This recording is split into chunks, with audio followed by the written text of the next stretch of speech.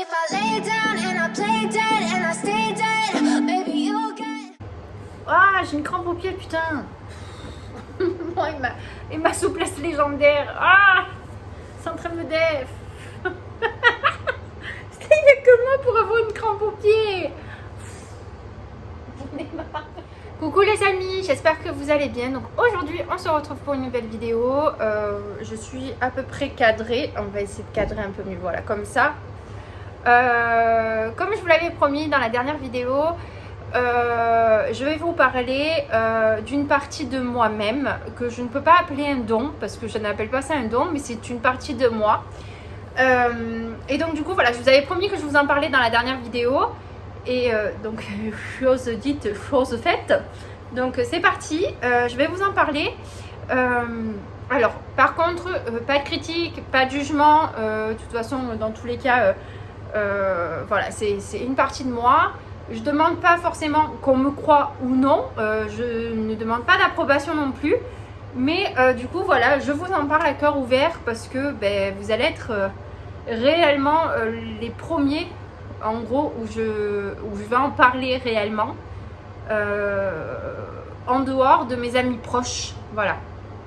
Même ma famille sont pas forcément, enfin c'est pas qu'ils sont pas forcément au courant, mais ils ont mon peur, donc ils veulent pas en entendre parler. Et c'est quand même délicat d'en parler, et donc du coup c'est pour ça que je vous en parle. Donc en gros, je suis une personne réceptive au surnaturel, au paranormal. Je peux entendre, sentir ou voir des personnes qui ne sont plus de ce monde-là.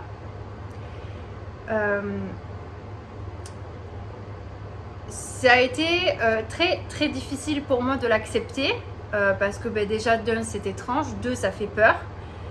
Et de trois, à l'époque, je croyais que je n'étais pas normale. Voilà, que je n'étais pas une personne normale. Et en plus de ça, je ne pouvais pas forcément en parler aux gens autour de moi.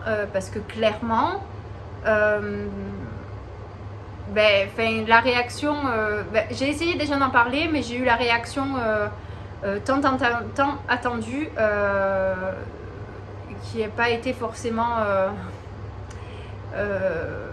très agréable à entendre. Donc je vais commencer par le début, je vais essayer de faire court, que la vidéo ne dure pas longtemps. Déjà depuis très jeune, pour vous expliquer, je suis partie d'Avignon pour aller dans le village où mes parents vivent actuellement. Et ça a commencé comme ça en fait. Il faut savoir que les enfants, après moi je suis pas spécialiste dans ce domaine-là, je parle vraiment de mon ressenti et de ce que je vis. Dans ce domaine-là, ce que j'ai pu apprendre en lisant ou en regardant des vidéos, c'est que les enfants sont plus réceptifs que les adultes. Après, c'est au bon vouloir des parents, qui y croient ou non, de travailler la réceptivité avec ces enfants pour que ça évolue dans le temps. Parce qu'on a tendance à dire aux enfants, quand ils voient des choses le soir, la nuit, donc je parle de 0 à 7 ans, on va leur dire « Ah, mais non, c'est ton imagination ». Non, pas forcément. Pour moi, c'est pas forcément le cas. Oui, comme je vous ai dit, c'est juste, voilà, moi je suis pas à fond sur ça, je vis avec, j'apprends et j'apprivoise tous les jours. Mais voilà, donc il faut savoir que les enfants peuvent être réceptifs à l'écriture, à les entendre ou même les voir, aux émotions, au toucher. Enfin, ils peuvent être réceptifs à plein de choses, pas forcément au fait de voir ou d'entendre ou de ressentir les défunts. Mais voilà, donc les enfants, c'est le cas. J'ai vécu, on est parti d'Avignon, parce que je vis à 20 km autour d'Avignon. Je suis partie donc d'Avignon pour vivre dans un petit village à 20 km de là où je vivais avant. Et dans cette maison, en fait, à l'époque, c'était la maison de mes grands-parents qu'ils ont donnée à mon père et à ma mère. Et dans cette maison, au départ, on n'avait qu'une partie de la maison. Donc ce qui veut dire que mes parents dormaient en bas, nous avions le petit salon et nous en fait on dormait dans le grenier, que mon père a fait des travaux dans cette maison pour pouvoir avoir la chambre. Et donc on était trois filles, enfin on est toujours trois filles, j'ai deux grandes sœurs, je suis la dernière des trois sœurs. Et il faut que j'arrête de regarder le retour, il faut que je regarde la caméra, pardon, c'est mon téléphone et c'est vrai que j'avais une caméra avec retour et là ça me... Il faut que j'arrête. J'ai commencé, donc j'avais 5 ans et demi quand ça s'est produit la première fois, dans ce grenier à voir des choses que je ne devais pas voir, mais pas très bien la nuit. Et du coup, je faisais pas mal de cauchemars. On disait que c'était des cauchemars. Sauf que, en fait, moi, je voyais bien certaines choses que mes soeurs ne voyaient pas. En fait, à la base, je voyais... alors, au départ, je croyais que c'était des monstres, mais en fait, non, c'était juste des personnes âgées qui venaient me déranger pendant mon sommeil. Mais quand on est petit, de ça, on en fait ça. Voilà. Et en y repensant, c'était vraiment des personnes âgées qui n'étaient pas très contentes forcément qu'on soit là. Et c'était 3 personnes âgées. Alors, je ne vais plus rentrer dans les détails parce que je ne m'en souviens pas. Mais du coup, j'avais très peur. Et du coup, force, j'ai commencé à dormir avec la lumière. Donc, je dormais avec une lumière, une petite lumière. Et je l'ai gardée pendant, jusqu'au moins mes 16 ans. Parce que j'étais pas mal dérangée le soir dans cette maison. Je pouvais pas en parler en fait parce que pour eux, pour ma famille ou même pour les gens autour de moi, c'était des cauchemars en fait, c'était pas réel. Ensuite, donc là j'ai eu ça. Ensuite, pour vous expliquer, on a joué à un jeu à l'époque avec ma meilleure amie, Marina, si tu penses qu'elle parle à coucou. Et ce jeu c'est esprit, es-tu là? Donc pour vous représenter ce que c'était, il fallait faire un pentagramme en plein milieu de la feuille avec un verre retourné. Donc en fait, au lieu qu'il soit comme ça, le verre, il fallait qu'il soit posé à plat sur le pentagramme. Et tout autour, il fallait mettre l'alphabet. On se tenait les mains et en fait, il fallait réfléchir à la première lettre, prénom de la personne qui était décédée et l'invoquer. Sauf que quand on est jeune, on est bête, on ne sait pas que ces jeux-là peuvent être très dangereux. Et ce qui s'est avéré, c'est qu'au départ, on faisait des cons, clairement, en étant vulgaire. On s'amusait à ça, on rigolait jusqu'au moment où on est arrivé réellement à se concentrer. Et le drame arrive, entre guillemets, on prend le verre, le verre reste là, la porte était fermée de sa chambre et la poignée a commencé à bouger à une vitesse folle, comme si on essayait d'ouvrir la porte.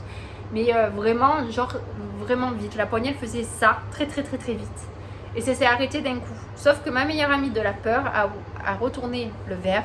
Et moi, j'ai pris le verre, ouvert les volets et balancé le verre. Je l'ai cassé dehors. Voilà, parce qu'à l'époque, quand on avait quelque chose comme ça qui était dérangeant, il fallait absolument prendre le verre et le casser. Parce qu'on disait, bon, sincèrement, ces jeux-là, je l'ai fait une fois, ça m'a tellement traumatisée que voilà. Et c'est avéré que, bien évidemment, c'était un mauvais esprit que j'ai ramené chez moi. En plus, quand je suis rentrée chez moi, j'y ai pas fait forcément attention parce qu'il n'a pas daigné se montrer. Et il n'est pas resté longtemps, ce que je me souviens, mais il a été ouf. Rien que d'y penser, ça me fout les frissons. Et j'avais en fait dans la chambre où je dormais, ici j'avais un pan de mur. Et à l'époque, j'étais à fond sur Titi. Vous savez, le Titi, le petit poussin là. Vous voyez, voilà. Le petit oiseau. Titi gros minet quoi. Et j'avais une pancarte donc de Titi sur un champignon. C'était un cadre en verre hein, vraiment. Je vais me coucher, j'éteins la lumière et là j'éteins la lumière. Je sais pas si je l'avais éteint la lumière ou pas, je me rappelle pas. Et le cadre se casse, tombe et se casse. Pour vous dire que le cadre n'est jamais tombé, il était tellement bien accroché que même pour le décrocher c'était compliqué. Le cadre s'est cassé la figure et s'est cassé. Et là, j'ai dit à Marina, c'est terminé, il ne faut plus faire ces jeux-là parce que ça peut être dangereux. Et je peux vous dire qu'à cette époque-là, ça a été, comment je peux vous expliquer, quelque chose qui a été où je ne comprenais pas forcément. Donc là, je me disais, bon, peut-être que franchement, là, j'ai un souci. J'ai commencé à avoir des angoisses, tout ça, chose que j'ai toujours. Et donc, je suis allée voir des psys, voilà, j'essayais de me faire aider, etc. Je ne parlais pas forcément de ça, hein, mais voilà, j'essayais de voir si c'était vraiment moi qui avais un problème neurologique, un truc qui peut arriver parce que sur le coup, clairement, c'était très difficile à gérer. Un jour, ma grand-mère me garde et moi j'ai perdu mon arrière-grand-mère, je crois que j'avais 12-13 ans, je crois. Franchement, je ne me rappelle plus exactement, mais je crois que c'était bien ça, j'avais 12-13 ans parce qu'il me semble que j'étais en 6e. Ma mamie a eu la grande idée de me faire dormir dans la chambre où mon arrière-grand-mère dormait. Donc je suis allée dormir là. Elle s'appelle ma grand-mère, mes grands-parents avaient un chien qui s'appelait Bella, qui était un collet. Et elle avait toujours tendance à venir dormir à côté de moi, au pied du lit ou à côté. Et toujours me réveiller parce qu'elle attendait bien que je dorme pour pouvoir se coucher. Donc ça me réveillait. Donc vous imaginez bien quand vous entendez un chien monter sur le lit, vous avez le matelas et la couette qui s'affaisse. Là je commence à râler parce que je croyais que c'était vraiment ma chienne. Je dis t'es pénible, nanana. Je me réveille et en fait c'était pas ma chienne, c'était mon arrière-grand-mère, donc la mère à mon grand-père. Je crois que j'ai jamais sauté aussi vite du lit de ma vie pour aller dormir dans le salon. Ma grand-mère s'est réveillée, m'a demandé ce que j'avais. Je lui ai dit que j'avais peur de dormir dans cette chambre. Et je suis allée dormir donc dans le salon. Et en fait, mes grands-parents, les canapés se transformaient en lit. Voilà, donc j'ai dormi sur le canapé, voilà, comme ça. Et pendant X temps, je me suis tellement bridée sur ça, que même si je les ressentais ou qu'ils faisaient signe d'être là devant moi, parce que pour moi c'était pas normal et que je comprenais pas pourquoi les gens ne me croyaient pas, j'en parlais plus. Jusqu'au moment où j'ai rencontré un ancien ami à moi, on se parle plus, et qui vient me voir, qui me dit « Amandine, tu n'aurais pas quelque chose à me dire ?» Donc là, j'étais majeure. Cette copine-là, en fait, on l'avait en commun avec mon ex. Et je lui ai dit, non, qu'est-ce que tu veux que je te dise? Elle me dit, t'es sûre que t'as rien à me dire? Je fais, non, je t'assure que non. Et elle me dit, je sais que tu les vois, que tu peux les voir, que tu les ressens et tu peux les entendre. Et là, je suis devenue blanche comme un cachet. Et elle m'a dit, n'aie pas peur. Elle me dit, je suis comme toi, je vais t'amener quelque part et tu auras des explications. Donc, il faut savoir qu'avant tout ça, en plus de pouvoir les ressentir, de les entendre ou de même les voir s'ils daignent se montrer, je les ressens par rapport au magnétisme, entre guillemets. Je ne peux pas appeler ça, c'est que quand je rentre dans une maison où je sens quelque chose de néfaste, je vais avoir les paumes de mes mains qui vont brûler. Donc je suis toujours comme ça, quand ça me gêne, quand j'ai quelque chose qui me gêne, et je commence à oppresser, à avoir des frissons, enfin voilà. Je vais avec elle, j'ai dit viens avec moi, qui ne tente rien à rien. Si tu veux pas rentrer, tu rentres pas, mais viens avec moi, comme ça tu jettes un coup d'œil. Donc elle allait voir un thérapeute Reiki, qui fait pas que ça d'ailleurs. Et donc je vais avec cette personne-là et elle rentre, elle fait son petit truc et la personne sort, ce médecin sort et me dit vous voulez pas rentrer? Donc moi je dis non, je suis très bien à ma place parce que j'étais comme ça, hein, j'étais vraiment très apeurée, j'étais pas bien du tout. Elle me dit j'ai dit non, c'est bon, je suis bien là. Enfin, il a dû comprendre que pour moi c'était un charlatan en fait. Il me dit ça va vos mains? Et je regarde la personne, je fais bah oui, pourquoi ça? Moi sur le coup ça m'a pas. Elle me dit ça vous brûle pas? Et là je suis devenue blanche et là j'ai compris que il le savait et en fait à mon amie je lui en avais pas parlé. Donc du coup voilà, de fil en aiguille, j'ai su entre guillemets ce qu'il fallait faire, mais j'avais toujours cette crainte et cette peur. Et depuis environ 2 ans, ouais, ça va faire 3 ans, j'apprends à contrôler ce que je peux ressentir et voilà. Donc ça c'est la petite histoire en globalité de comment réellement j'ai su que je n'étais pas folle et que en gros voilà, que c'était une partie de moi. Il y en a qui, en fait on a tous un don ou une partie de soi où on peut être réceptif si on le travaille. Ça peut être plus ou moins long ou ça peut être inné et l'avoir directement. Donc je pense que je l'ai eu déjà depuis petite. Parce que déjà à 5 ans et demi, ça faisait quelques mois qu'on vivait dans cette maison quand ça m'est arrivé. Et pour vous expliquer, alors moi je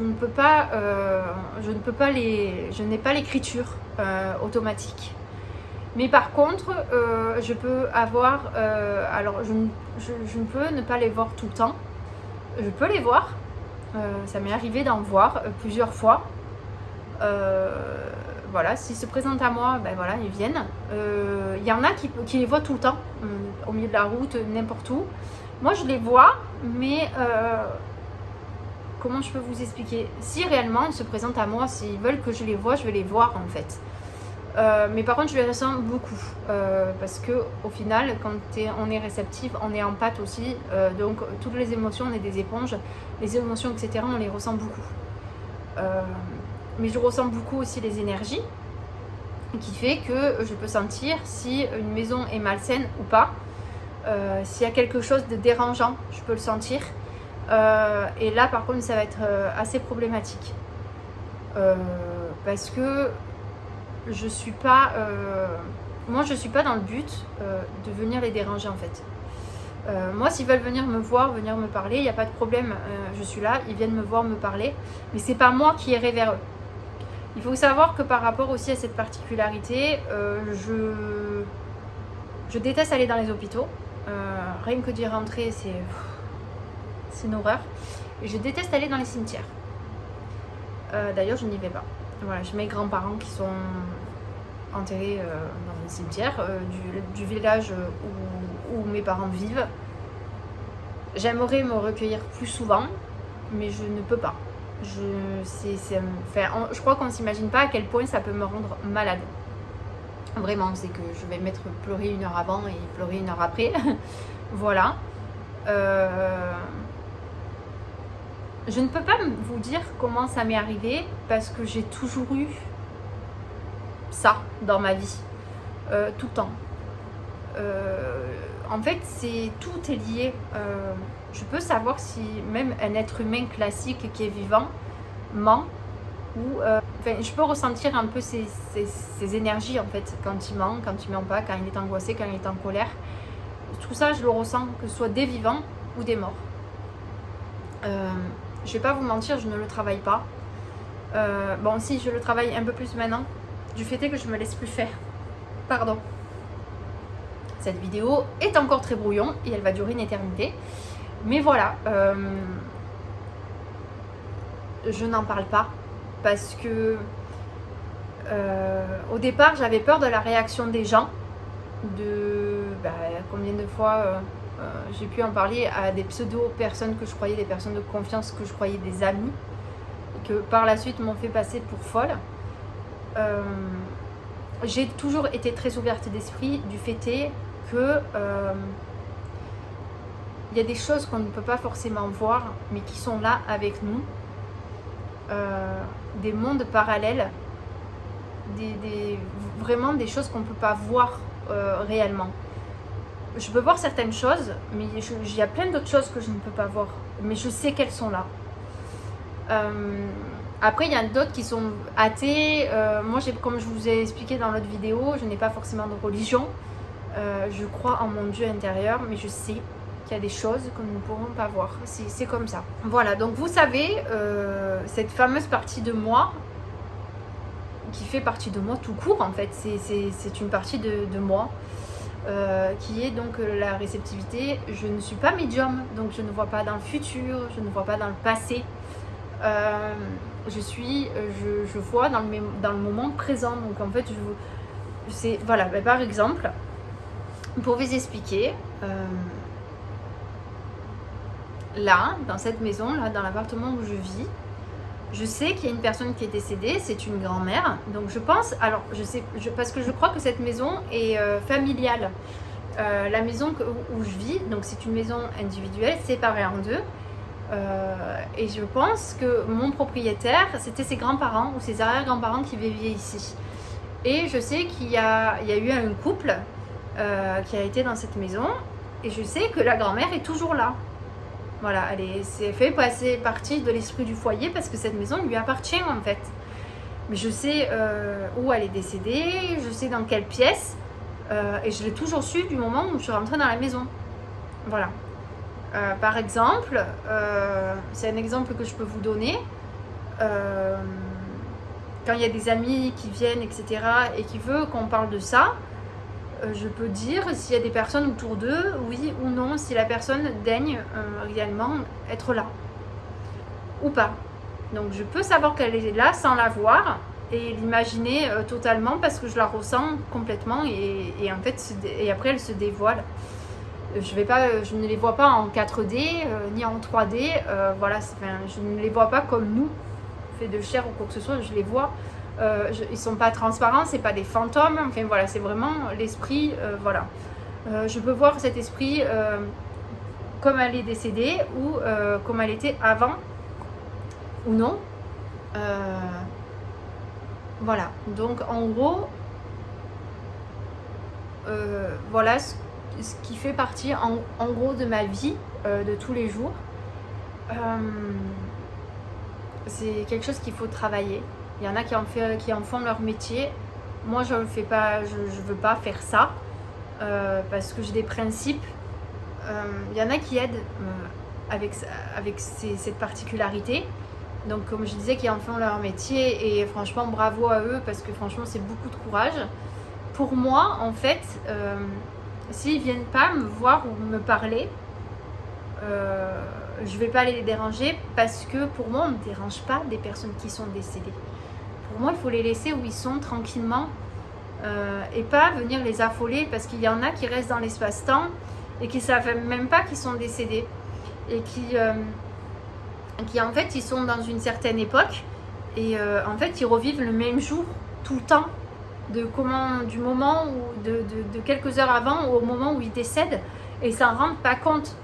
Et si on vient leur parler pour leur expliquer, en fait, ça leur chamboule tout et je sais même pas si ça les aide en fait au final. Donc moi je suis dans le truc de me dire que oui, ils sont là, oui, mais loin de moi en fait. Enfin, loin de moi, non, s'ils viennent, qu'ils ont besoin d'aide, je suis là, mais j'irai pas les chercher, voilà, en gros. Et la dernière petite chose, parce que cette vidéo dure déjà 22 minutes, la dernière petite chose que je peux vous dire, si vous êtes une personne comme moi, que vous voyez certaines choses qui sont sorties de l'ordinaire, que voilà, vous voyez par exemple des personnes que vous connaissez qui sont décédées, ça peut arriver, hein, par exemple une amie ou quoi que ce soit et que vous la voyez, ne vous dites pas forcément que vous êtes fou, que vous les entendez ou qu'ils vous parlent. Ne croyez pas que c'est des hallucinations forcément, parce que c'est ce que j'ai cru que j'étais dingue en fait, que j'étais schizophrène ou que je voyais des choses, enfin, que j'avais quelque chose qui allait pas, et que non, pas du tout, du tout. Renseignez-vous, allez voir des thérapeutes Reiki, des personnes qui sont dans le domaine, faites-vous aider et surtout sortez du silence, parlez-en à des personnes réellement de confiance. Et voilà, alors bien sûr, ne faites pas ça comme un effet de mode, de vous dire ah ben alors moi aussi je suis médium, ou moi aussi je suis réceptive. C'est pas un effet de mode, donc vous amusez pas à faire des choses comme ça et que c'est pas vrai, parce que au final ça vous rattrapera. Du coup voilà, si vous voulez savoir un peu plus ou des anecdotes sur le sujet, n'hésitez pas, laissez-moi vos commentaires, je pourrais vous raconter des petites histoires qui me sont arrivées sans aucun souci. Voilà, je sais pas si ça vous a plu ou pas, mais vous savez un peu mon petit secret et pourquoi aussi je suis beaucoup plus ouverte sur certains points et surtout maintenant au jour d'aujourd'hui dans la sorcellerie.